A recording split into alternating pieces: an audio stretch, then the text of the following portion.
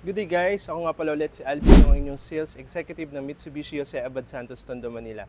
For today's video guys, andito kami sa taas ng warehouse namin dito sa Mitsubishi Jose Abad Santos para ipakita sa inyo yung unit ng Expander GLX Automatic 2024 year model.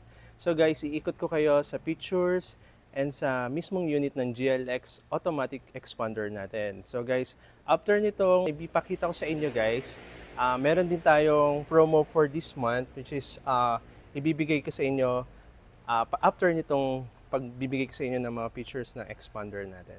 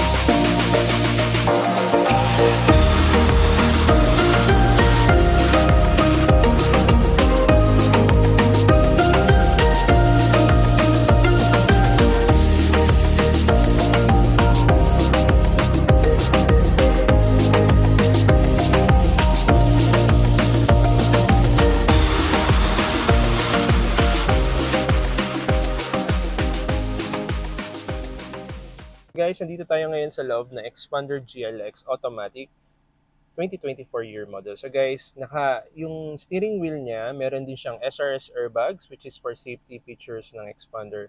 Same with other variant ng Expander, naka dalawang SRS airbag siya from passenger side and sa driver side. So dito equipped siya ng SRS airbags for our safety, for the safety of the passenger. Ayan. Tapos guys, meron din siyang voice command. So meron siyang audio control. Ayan.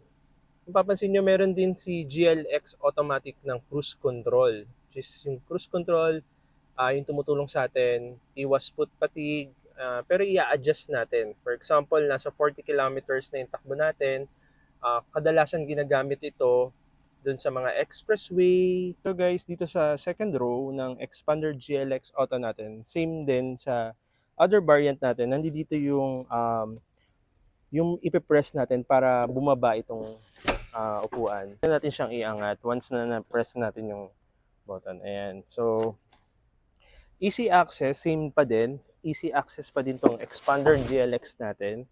So, ayan. Nakababa lang tong isa, pero i-up din natin. So, 7-seater si Expander GLX. Same with other variants. Puro 7-seater si Expander. Wala siyang 5-seater. So yun guys, sa promo natin this month, month of July 2024, ang down payment natin ng Expander GLX Automatic 2024 year model, 18,000 lang down payment sa akin. Pag-approve kayo ng RCBC BDO Security Bank. So ang monthly niya sa 23,000. Lalagay ko dito yung monthly. So pag other banks naman, ang down payment niya 48,000 down payment lang sa akin. Kumbaga, yung offer ko is maglalabas din ako ng commission ko doon. So guys, kung naghahanap kayo ng magandang offer, to be honest, magiging maganda kung sa akin kayo mag-a-avail.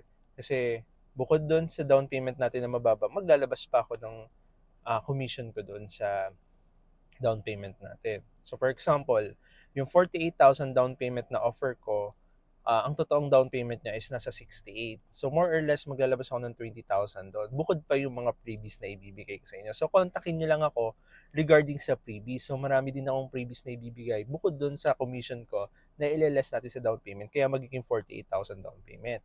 So sa 28,000 down payment, magiging 18,000 down payment lang siya. So RCBC, BDO, Security Bank, 18,000 down payment.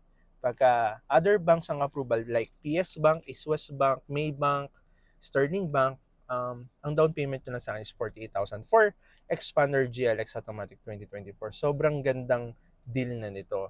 So guys, kung naghahanap ka pa ng other variant na gusto mong i-inquire na variant or ng brand ng Mitsubishi, i-message mo lang ako sa number na to na nakalagay sa screen.